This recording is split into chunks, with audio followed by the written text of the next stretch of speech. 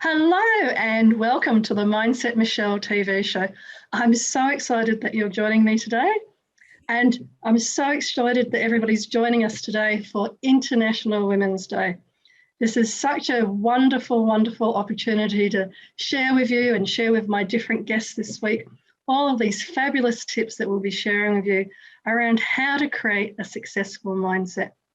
Now, each day this week, we're going to be bringing you a very, very special guest. And each day that special guest is going to have fabulous insights about what they have learnt in their own lives and the background that they've had to become the successful people that they are.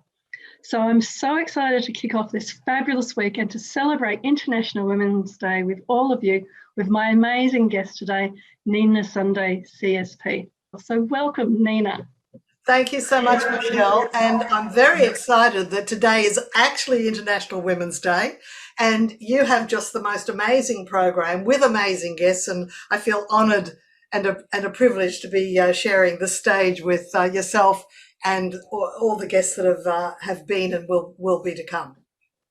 That's wonderful. And one of the things that we're really looking at in this TV show is what it is that's led to different people, who they've become and who they are. And I think on International Women's Day and throughout this week, one of the key things I'm interested in, I'm sure others are too, is what is it that led to Nina, who you are today? What are some of the key moments in time, experiences in your life? Was it traveling overseas, working in different jobs? What do you think are one or two key highlights that led to you being who you are today?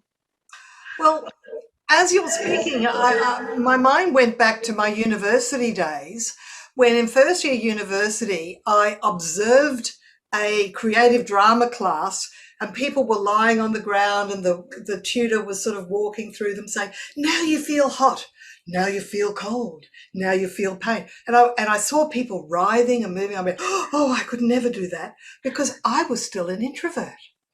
And then a couple of years later, I actually joined student theatre. I discovered my inner extrovert. So, in fact, I was such an introvert in my teenage years that I had a nickname Mouse. But you wouldn't call me that now. So, I don't know, it must have been puberty blues or something like that. But I think theatre, which led me to, because I'd learnt violin and piano at school, led me to becoming a musician for a couple of years playing fiddle in a country rock band up in far north Queensland, and we won the Battle of the Bands 2 years running. I mean, that was absolutely fabulous. But I fell into training accidentally at the age of 19, while I was still an introvert, I might add, because I'd done a speed reading course at uni, and then they said, well, I did well in the course. I was reading at 2,000 words per minute with excellent understanding. They said, how would you like to train as an instructor? And of course, I was doing my Bachelor of Arts and Diploma in Education, so I was ultimately going to be a teacher. And I said, oh, sure. But I can remember we had a folder, and I remember it was all adults too, by the way. I stood up in front of the class going, would you please write your name on the folder? We all did it. I went, oh, that was easy. And I went on from there. I really love how that early experience of seeing through theatre that, you know, what your natural personality type of that time of being a bit more introverted and being a bit more of a mouse. It's so wonderful how things like that can actually help people experiment and lean into the whole what if and, you know, if I go and do this, then, you know, is the world going to end? Well, no. And you have, like you say, you held up the piece of paper and everybody did it and you were like, oh, this is easier than you thought it would be. Yeah. And that was good because I did actually teach high school for a couple of years before I left Brisbane and went to Sydney and discovered theatre and music. So I kind of left the full-time job and sort of became a full-time creative for a couple of years. And I get that in the time that I've known you, the creative energy really comes through in whatever it is that you turn your hand to, which nicely leads on to with all of those different roles and different backgrounds that you have had, what do you think is what you would call success? You know, is it being able to be creative? Is it having money? What would you define success as for you? Well, when I had a job as a conference organizer, before I had my business, of course, and it was even before I had 2 years at ABC Television, I knew that wasn't my right livelihood. And so I sat down and did a little exercise. What is the perfect career for me? And I just kept going. And then I ended up with about 42 or 43 different sentences that were all numbered. I actually still have a copy somewhere. And what I realized is I was describing self-employment, because I kept talking about my team is this, and we have an office with fresh air, and we win awards, and we contribute to a better world. And because something I realized is my true purpose is I love seeing the lights go on in people's heads. And that was what's so great about starting training and speaking with speed reading training, is that that's something that isn't identifiable. When people get it, it's like, oh, I read that, I sped read it, and I got it. And it's like the light switch goes on. That's wonderful. I love how you define success there as being when the light switch goes on with the people that you're working with. A lot of people in our profession, it's like that.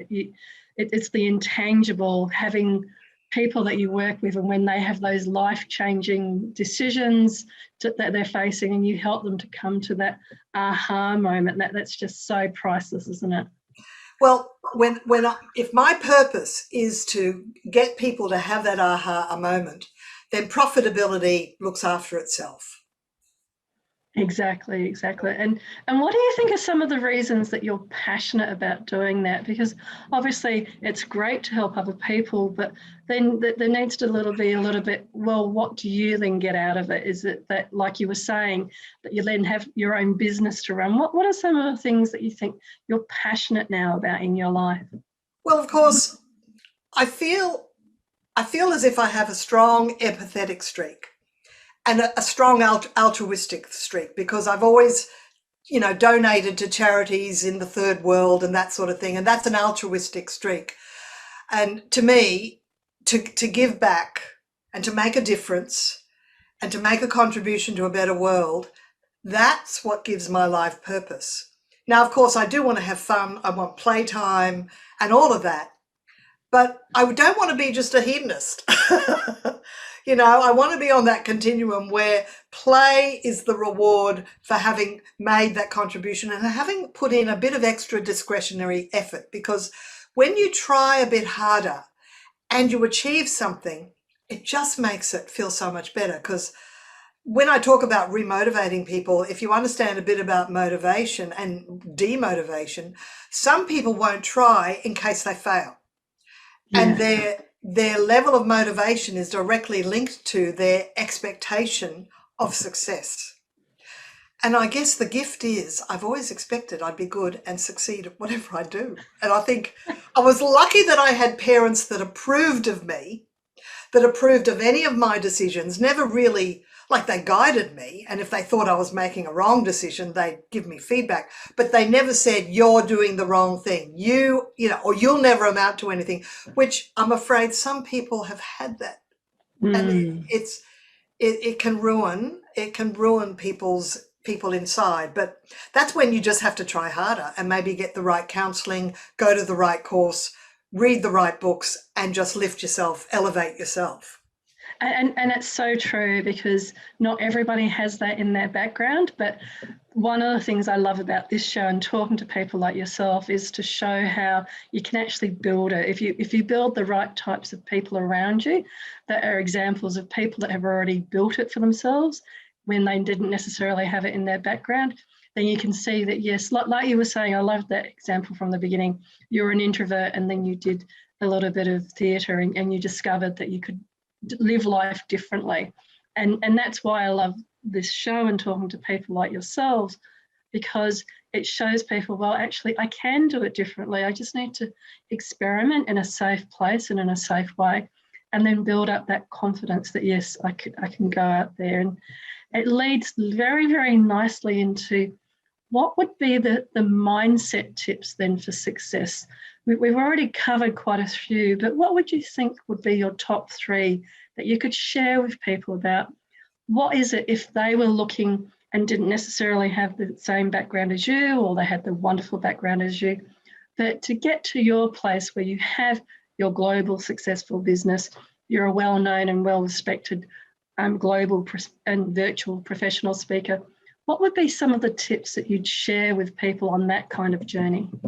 Well, I remember when I was making the transition from full-time employment to self-employment, and to make sure I could, pay the mortgage, I made sure that I did my business part-time, and I had a part-time project. But the funny thing is, I started my business before the internet, and all I had to do was just ring up the phone, tell people I was around, I was available for speed reading training. And those days, people would listen to you because they weren't they couldn't find the information themselves. And so if there was any interest at all, then I just did a proposal and got the booking. Of course, once you have a business, you actually then have to, as someone said to me once, if you're still doing business the same way today as you did 5 years ago, you're not in business, you're going out of business. The first time I heard that, I went, oh, I'm a bit comfy. I'm doing things how I used to do them. But anyway, that's changed now because I think circumstances, and we've just had COVID, it's forced us to innovate. And so I think in my business, the first few years of my business, I was married. I'm not married anymore, but you kind of allow a lot of time for your relationship, and that is the right thing to do. And because it was going well, and this is where I've sort of got this new message now, which is change before you have to. Because it was going well, I actually was a bit slow to get a website when everybody else was getting a website. And that taught me, we're talking 20 years ago, I remember one of my team members saying, Nina, if you go through our local Chamber of Commerce, you can be on the internet. And I'm thinking, oh, well, we're doing all right. And it's like, I didn't hear the message until a little bit later. So it took me another 18 months. And by then, well, everybody had to have a brochure website. But, that's all right. I've learned to actually be more innovative. And the other thing about that, Nina, though, is that when websites first came out, I remember paying $10,000 for my first one, which, would seem outrageous in today's kind of context where you can pretty much get them for free. But that's part of those decisions, isn't it? That there can be quite a high entry cost, but it's also something that you have to do because business is moving that way and you have to change. Luckily for us and for everybody watching this and coming in the future, technology is getting cheaper and cheaper. So the $10,000 might be, on doing digital marketing now as opposed to doing a website. So that kind of investment or that kind of brave step may be in a different way, but there's always going to be some sort of stretch, don't you think? Absolutely. And for the last couple of years, I've had at least 2 business coaches teaching me digital and online marketing, and I now feel as if I'm an innovator in that area instead of a laggard. So I just realized that once that particular lesson occurred, I went, I've got to be faster. I've got to update to the next software version as soon as it comes out, because if you wait, it's too much of a leap to get up to speed if you lag behind. So I'm really just big on just moving forward and see what's ahead on the horizon and taking action to bring that, to manifest that. Fabulous. And what else do you think is really important to keep building that mindset for success? So that's a really good point there around keeping up with what's going on and then seeing the trends and then looking past the trends to where you need to go next and following along with that. What else do you think's really served you well and been good, especially given International Women's Day? People tend to think also about diversity and inclusion. And because of us being a little bit older, we've been in business and through the trenches, if you like, in a very different and perhaps not as open time as now. But what do you think it was that helped you to get through being ignored in meetings and all of those types of behaviours that we've lived through? Well, I'm very big on observing your own self-talk. And if I notice self-talk that is not serving me, I will do thought replacement. I'll just change it to a positive thought. And while some people might call that denial, the thing is it's sort of goal setting as well. I mean, for example, I can remember once, we're talking about 12 years ago, I was hired to fly down to Melbourne for a customer service conference.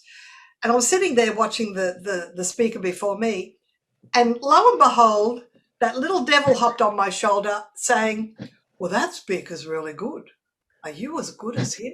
I don't think you're as good as him, blah, blah, blah. So a little imposter syndrome appeared. And then I went, out damn spot. I put my little angel on the other shoulder and said, you're good enough. You know enough. They've hired you with great intent. You're going to do a great job, and they want to like you. So I just told myself I was fabulous, if I don't say so myself, because they wanted me to be fabulous, and the people that hired me needed me to be fabulous. So exactly, it worked all round. I had something very similar happen. I remember turning up to speak at a 2-day conference and watching the speaker before me just to kind of see the tone of the room and everything. And as he was speaking, he was using the same examples, the same material. It wasn't deliberate and it was slightly different, but I was like in my head going, oh my God, people are not going to like what I'm doing and this and that. But what I noticed was he wasn't quite as interactive as me. And so as soon as I noticed the edge, I went, okay, reframe, and everybody loved it and had a great time and wanted more at the end. But it is watching those voices, isn't it, as you compare with whatever else is going on and then reframing the voices for that self-talk. That's right, because comparison sucks.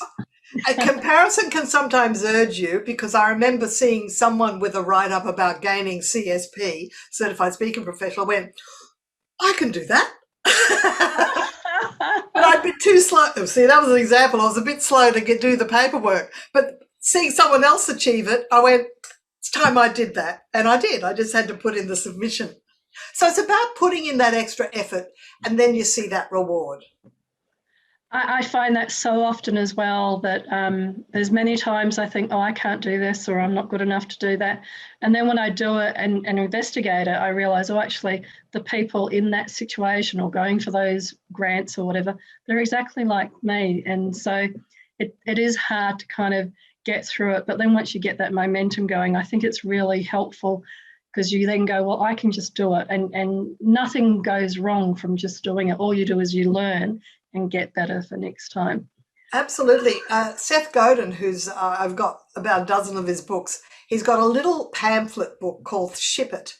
And it's actually an interactive book where it says, what is the project? What will you get out of it? What's stopping you? What do you fear most? And because I moved recently, I accidentally came across it. I wrote it up in 2017. And it was about doing the podcast, which now it's like number 54 on today's management charts on Apple, and it's got a bit of a life of its own. But in 2017, I hadn't found the format, and I just did a few faltering, recordings, and I wasn't quite set in doing it. And something about people might laugh at me. People might think I'm not good enough. And those were my little fears. And I came across the booklet. I went, isn't that interesting? And that was actually holding me back a little bit. But you see, with COVID, to me, that was like an ambush. And in the army, they say if there's an ambush, don't think about what to do. Just move. Just move in any direction. And it's harder to hit a moving target, yes. And COVID for anyone in speaking and training was an ambush. And I just went, I'm just going to do an interview with my trainer. And then that went well, and I did it as a live thing. And then I got my other trainer. I said, let's do an interview. And so weekly I was doing interviews, and the format just happened. And it was because I was just taking action, any action. That's so true. And I'll put that down as your third point, you know, the taking action, because I think taking action is such an important thing, and it's such a key to that success mindset. I remember years ago reading about Greg Norman, the white shark, and when he played golf. And even Serena Williams, I saw a little bit of chatter around it after the recent Australian Open. But where after they finish their games, where they replay in their mind each of their strokes and each of the different parts of how they played to see where they did well, where they didn't do as well. But it's identifying where they didn't do as well and then changing it in their mind and changing it in their behaviour, like even physically moving, so that they're reprogramming their body and their mind to do it differently the next time, because these people go from one competition to another to another. Yeah. So they can't get stuck on, oh, I made that bad shot and missed whatever. They have to reprogram and reframe it to, well, this is technically what I did incorrectly, and then this is what I need to do to actually improve it and make sure it doesn't happen next time. Otherwise, they'll just keep repeating and repeating it. Absolutely. And some people, and it's happened to me, are paralyzed by the question that they ask themselves, what if it's the wrong move? And a book called Strategy of the Dolphin, which has been around for a while now, says dolphins, and I love the symbology of a dolphin, dolphins will ride the wave that comes. And if it's not taking them where they wanted to go, they get off the wave and they catch the next wave. And to me, it's better to take action and take avert and go take fresh action than to just go, oh, what if it's the wrong wave? Just take action. And it looks after itself, because sometimes I've taken action and gone, oh, I could have taken that action 2 years ago and it was absolutely the right move. And I delayed my success by 2 years by not taking it. So we all have examples of that in our life, you know? We do. We all have all of the, oh, I wish I'd done that 10 years ago, when you start to do it and you go, well, why didn't I do it? But I think it's also important to recognise that sometimes there is a timing and a meaning that you may not necessarily understand at that point as to why it's happening now as opposed to earlier. And I think especially with so much happening in people's lives today, and for women, that there's just so many more opportunities, that it's probably a case also of, I can do so much, but what do I then want to do? Not like in the 1950s or 60s, or even 70s and 80s, where it was still quite limited. I think technology now has meant that so many opportunities are open, and you can literally pretty much do whatever you want. So it's a matter of creating that mindset to then go, well, I can do whatever I want. What do I want to do? And then that's where talking to people like yourself and finding out, well, what is it that you need in terms of the mindset to understand what it is that creates success for you? Yeah, there's still a bit of a glass ceiling. Some women still have to push through those barriers depending on where they are. But there's a great movie that's launching this week called Girls Don't Surf. And I remember I did actually have a surfboard when I was in my early 20s, but I gave it up and just rode a mat for a few hours a day on the weekend because it was easier. But, I wasn't out to win any awards for surfing. But, there was a time when girls don't have surfboards. That's so true. And one of the things that's very heartening this year especially is all of the things that are coming through now around women's sports. I mean, it's just such an explosion in rugby and football. Wonderful. I am so heartened by it. If we look now compared to last year compared to the year before, whether it's been through netball or whatever it's been through, you now have these wonderful role models for all the younger women to see. And as you and I both know, when you're looking at events and looking at speakers, and it's still 90% men and white older men, I just feel so inspired and hopeful for the future, because you now have so many women and women from different diverse and cultures and lifestyles coming through in those sporting arenas. And especially in Australia, that's going to be, I think, the thing that is the tipping point for us to actually create much more of that inclusion and diversity that has been missing very much so to this point.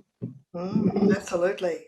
100%. So we could keep talking, I know, because there's so much wealth of experience that you have to share, Nina, but how can people get hold of you? Just as I see if there's some questions for some of the viewers. That's fine. Well, my speaker website is ninasunday.com, and that's nice and easy. And of course, my book is on Amazon, but you wouldn't contact me through that, but it's got links in the book. And brainpowertraining.com.au is what I call my workhorse website. You know, it's my training company with trainers around the country. And that's where I spend most of my time. But occasionally I get an invitation to speak to a conference. And just before COVID, I was in front of 600 people talking about psychological safety. So those days are coming back. But the Queensland government gave me a grant to set up my my video room. So I've got a lot more equipment now, so I can be, you know, do more recordings, pre-recordings and live streams. Fabulous. So you can satisfy many clients globally as well as locally now. I can do it in any time zone. I'm a shift worker now. Well, we're all part of the gig economy now, aren't we? Yeah. And I can just see that there's the question that many people ask on this show, which is around, if there was one piece of advice or some advice you would give your younger self, what do you think that might be? Well, I achieved a lot of things at different events in my life, but we didn't have the camera in our pocket, and I didn't get enough photos of when I was performing music or videos. And what I do now, the same thing, even forgetting about the photo in your pocket, you know, on your smartphone. When I have a major event, I hire somebody with a DSLR camera to take proper shots, because that becomes part of your gallery.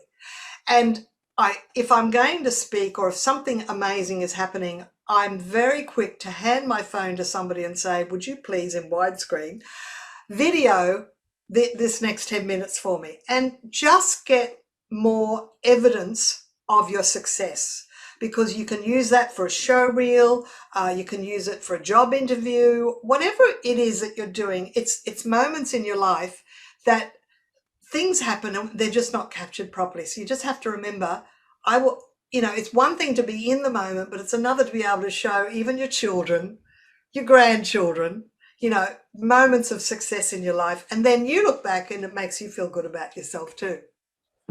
Fabulous. And I think one of the keys there, Nina, is also along the lines of having a professional do that, or somebody that's got more skills than just, you know, like a friend necessarily, especially for important moments, because everybody nowadays is pretty used to sharing things on selfies on Instagram, etc. But creating that professional portfolio, I think it's very true. Creating that from as young as you can, so that as the years go by and as time goes by, you've got that fabulous portfolio that you then take, especially in this gig economy, with you from job to job and from situation to situation. When I engaged a photographer, she actually went up onto the mezzanine and got aerial shots. She was so creative. A friend wouldn't have. Exactly. Yeah. And also the angles, knowing that was the angle to take. Framing, yeah. So thank you so much, Nina Sunday. It's been such an absolute pleasure to have you here today on the Mindset Michelle TV show. It's been a real pleasure and a privilege. Thanks so much, Michelle. Thank you, Nina. And to everybody watching, I'm so excited. Nina has been my special guest today, and to kick off this International Women's Day week, we've been very, very privileged to have her. And tomorrow, I'm just as excited and just as privileged to be able to welcome Monica Rosenfeld. What is wrong with my brain today? Monica, I need some brain power training, don't I? So tomorrow I've got the amazing Monica Rosenfeld coming again to share some tips and tricks. And Monica's background is in PR. So we're going to look a little bit more about magnifying your message and imposter syndrome. How can women actually present themselves and put themselves forward so that you are the strong, amazing, wonderful woman that you are?